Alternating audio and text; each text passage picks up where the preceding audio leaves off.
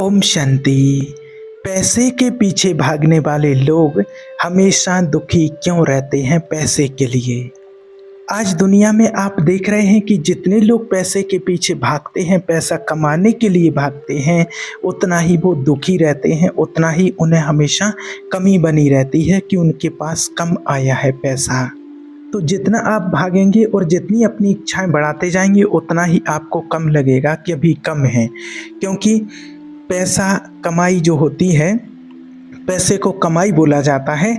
और कमाई का अगर आप संधि विच्छेद करेंगे तो कम प्लस आई, यानी कि कम आई। जितना भी आप कमाएंगे उतनी भी कमी रहेगी, कहेंगे कम आई है। लेकिन आप संतुष्ट रहेंगे कि भगवान ने जो दिया है, जितना दिया है उतना बहुत कुछ है, और उसमें संतुष्ट रहेंगे तो आप कभी दुखी नहीं रहेंगे और कभी आपको पैसे के पीछे भागना नहीं पड़ेगा। और आज पैसा लोगों से ऐसे नहीं छूटता है। और यहाँ पर कई लोग पैसे को माया कहते हैं कि माया किसी से जल्दी नहीं छूटती है। तो यह माया का अर्थ पैसा नहीं है, माया पैसे को नहीं कहते हैं, इस बात को आपको समझना है। पैसे को तो लक्ष्मी कहा जाता है, पैसे को लक्ष्मी कहा जाता है।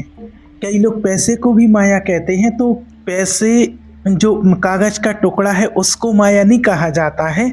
उस कागज के टुकड़े में जो आपकी आसक्ति है, जो पैसे में आपका मोह है, जो अटैचमेंट है, वो माया है, उसको माया कहा जाता है।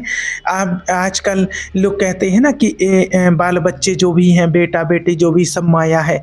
तो वो बेटा और बेटी माया नहीं है। बेटे से जो आपका लगाव है, जो मोह है, जो आसक्ति है, वो माया है। बीच का जो पार्ट है, बेटा और आपके बीच में एक अटैचमेंट होता है, वो माया होती है।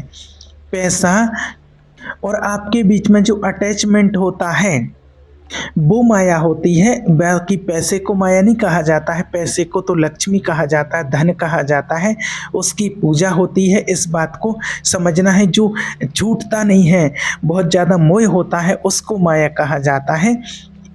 एक बार देखिए, एक मंदिर में एक कथा चल रही थी, तो वहाँ के एक महाराज जी थे। उनसे ऐसे ही जब एक बार चर्चा होने लगी, ज्ञान चर्चा होने लगी, तो फिर उन्होंने अपना अनुभव बताया कि कथा चल रही थी। तो कथा होने के बाद और ठाकुर जी रखे हुए थे, लड्डू गोपाल रखे हुए थे, उनका जो सिंहासन बना हुआ था उस पर, बाकी वो बाजू में खड़े हुए थे, कुछ और लोग मिल रहे थे उनसे। तो वो एक मैया आती हैं, उनके जो गद्दी सिंहासन बना हुआ था, तो मुट्ठी में 1000 रुपये लिए हुए थी, 500-500 के 2 नोट थे, पकड़े हुए थे। और वो मैया आई और मैया ने ठाकुर जी के आगे वो पैसे चढ़ा दिए।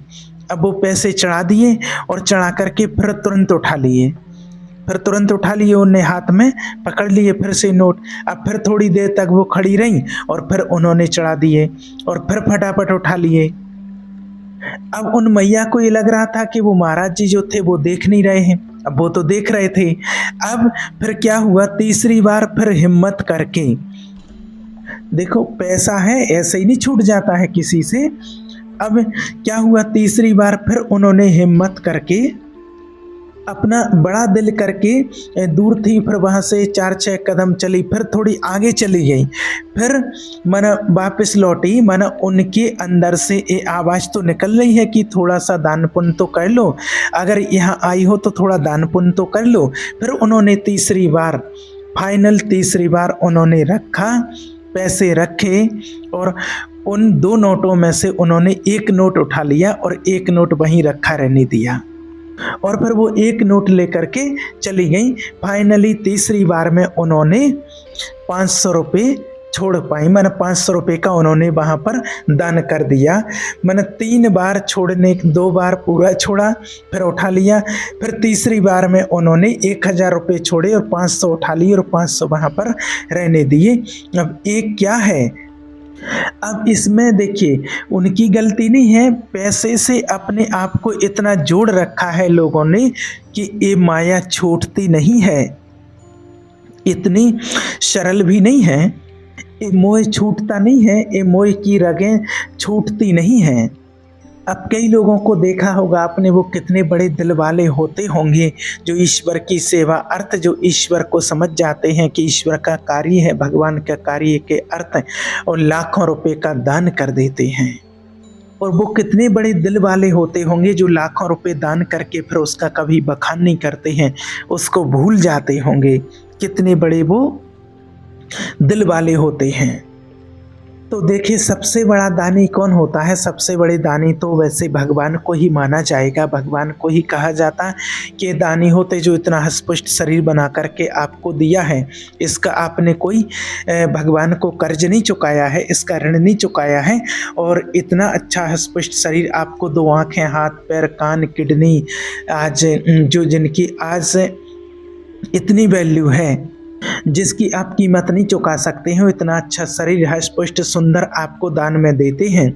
और इतना अच्छा सुंदर आपको शरीर दान में देते हैं, फिर भी आप उसको भूल जाते हैं।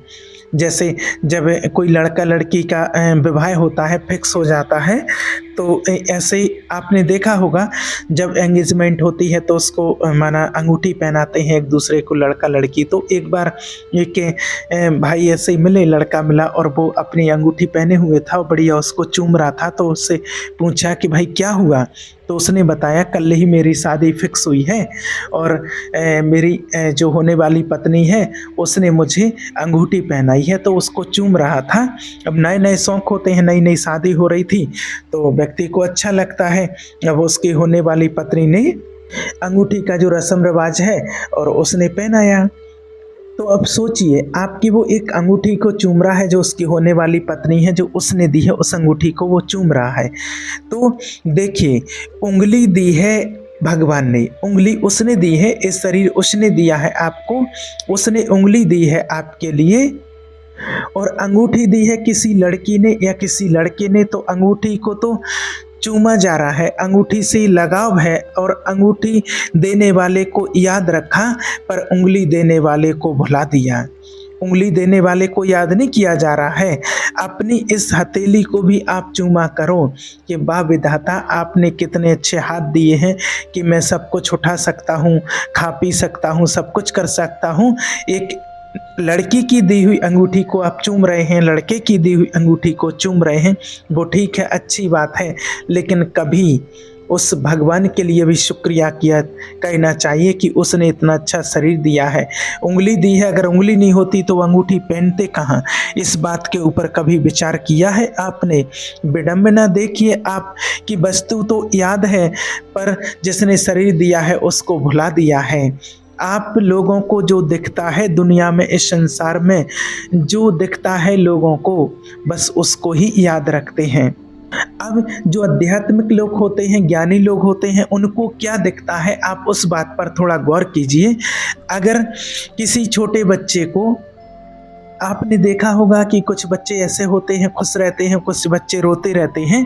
अब आप एक बात बताइए कि अगर बच्चों के हाथ में एक खिलौना होता है, माँ उनको खिलौना दे देती है, और बच्चों के हाथ से अगर खिलौना छूट जाए तो बच्चे रोने लगते हैं। और बच्चों के हाथ से चॉकलेट गिर जाए, लॉलीपॉप गिर जाए, तो वो रोने लगते हैं। और ऐसे रोते हैं वो बच्चे जैसे उनको बहुत बड़ा दुख आ गया हो, उनके जीवन में बहुत बड़ा संकट आ गया हो, सिसक के ऐसे रोते हैं। ये बात तो सही है ना? ये तो आपने देखा होगा ना, जब बच्चों के हाथ से खिलौना गिर जाए, जब कोई खिलौना छीन ले, तो बच्चे ऐसे रोते हैं कि बच्चे के ऊपर बहुत बड़ा संकट आया हो, ये तो आप जानते हैं। लेकिन आप बताइए कि जब आप उन बच्चों को रोता हुआ देखते हैं, तो आपको उन बच्चों को रोता हुआ देख कर के रोना आता है कि उनके रोने में हंसी आती है? क्या लगता है आपको? जब बच्चे के हाथ से लॉलीपॉप खिलौना गिर जाए, जब वो बच्चा रोता है, तो उसको रोता हुआ देख कर के उसको, आपको रोना आता है या हंसना आता है?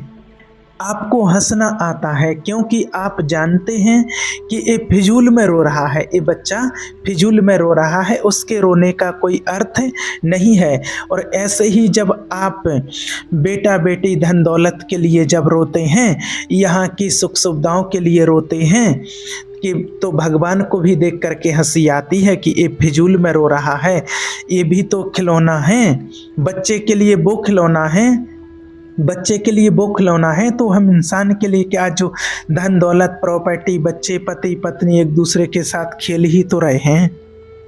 रुपए पैसे के साथ आजकल क्या कर रहे हैं, बच्चों के साथ क्या कर रहे हैं, खेल ही तो रहे हैं, आपस में खेल ही तो रहे हैं। तो ये संसार ही एक खेल है, ये लॉलीपॉप है, ईश्वर के द्वारा दिया गया सुख समृद्धि का जो कुछ आपको मिला हुआ है। बच्चे के हाथ से लॉलीपॉप गिर गया तो बच्चा ऐसे रो रहा है जैसे सब कुछ चला गया हो, और ऐसे ही आपके जीवन में जरा सा दुख आ जाए, कोई संकट आ जाए तो ऐसे रोते हैं जैसे सब कुछ चला गया हो। जरा सा कोई नुकसान हो जाए, किसी चीज़ में कोई घाटा पड़ जाए, पैसे का जरा सा नुकसान हो जाए, कोई चीज़ में बिजनेस में घाटा पड़ जाए, कुछ हो जाए तो ऐसे लगता है कि जैसे माना बहुत बड़ा संकट आ गया हो, और आप ऐसे रोने लगते हैं कि आपके जीवन में बहुत बड़ा संकट आ गया हो, और इसी को नहीं समझ पाते हैं। और कई लोग कहते भी हैं कि हम बहुत दुखी हैं, हम बहुत दुखी हैं जीवन में। अरे आपका दुख जो है वो उस बच्चे की तरह है, जैसे बच्चे के हाथ से लॉलीपॉप गिर जाता है, उस बच्चे की तरह का ये दुख होता है। बस कैसे आज लोग पैसे के पीछे भाग रहे हैं, अपने शरीर को भी नहीं देख रहे हैं, अपने तन को नहीं देख रहे हैं, अपने परिवार को नहीं देख रहे हैं, परिवार के लिए समय नहीं दे पा रहे हैं, और उसी पैसे में जरा सा घाटा पड़ जाता है तो व्यक्ति कितना दुखी हो जाते हैं। और ऐसे व्यक्ति ही दुखी रहते हैं, और ऐसे जो पैसे के पीछे एकदम भागते रहते हैं वो हमेशा भागते ही रहते हैं, उनके पास हमेशा कमी ही लगी रहती है। इसलिए हमेशा अपनी कमाई से संतुष्ट रहिए, आपकी जो भी कमाई है, जो भी इनकम है, उससे हमेशा संतुष्ट रहिए, तो आपके जीवन में कभी किसी चीज़ की कमी नहीं आएगी, ना आपको पैसे की कमी आएगी। आप इन चीज़ों के पीछे भागना व्यर्थ है, ये सभी जानते हैं। और हाँ, कमाई करो, पैसा कमाओ, अच्छी बात है, मना नहीं करते हैं, लेकिन इतनी आसक्ति से नहीं कि आप सब कुछ भूल जाएं, ईश्वर को भूल जाएं, सब कुछ भूल जाएं और सिर्फ पैसे के पीछे ही भागते रहें। अरे पैसे से इतना प्यार करते हैं लोग कि इतना अपने बच्चों से, परिवार से भी नहीं करते हैं, भगवान से भी इतना प्यार नहीं करते हैं। और जो पैसे से इतना ज़्यादा प्यार करते हैं उनको फिर भगवान के प्यार की तो अनुभूति हो ही नहीं सकती है, और ना वो भगवान के प्यार की अनुभूति कर पाते हैं। देखिए, भगवान के प्रेम की अनुभूति ऐसी होती है जिसको शब्दों में वर्णन नहीं किया जा सकता है। भगवान हमसे कितना प्यार करते हैं, इन शब्दों को वर्णन नहीं किया जा सकता, ऐसे कोई शब्द नहीं होते हैं। और कुछ चीज़ें ऐसी होती हैं कि हम दूसरों को खुद तो समझ सकते हैं लेकिन दूसरों को नहीं समझा सकते हैं, वो खुद की अनुभूति की चीज़ें होती हैं। ये बड़ी विडंबना होती है, सब कुछ शब्दों से नहीं समझाया जा सकता है।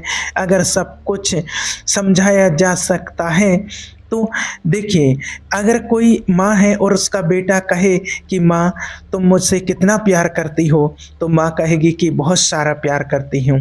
और बेटा फिर सवाल करे कि बेटा सवाल करे माँ से कि माँ मुझे बताओ कि आप मुझसे कितना प्यार करती हो, माँ बताओ। तो वो माँ क्या जवाब देगी? क्या माँ समझा पाएगी? कभी समझा पाएगी? मान लीजिए वो माँ समझा पाएगी उसको कि मैं कितना प्यार करती हूँ? कभी समझा सकती है क्या माँ? आप खुद विचार कीजिए, आप खुद इस बात पर विचार कीजिए। कोई माँ अपने बेटे को ये कैसे समझाएगी कि माँ तुम मुझे कितना प्यार करती हो? क्या दिखाया जा सकता है कि माँ कितना प्यार करती है? क्या समझाया जा सकता है? यही कहा जाएगा कि बहुत करती है।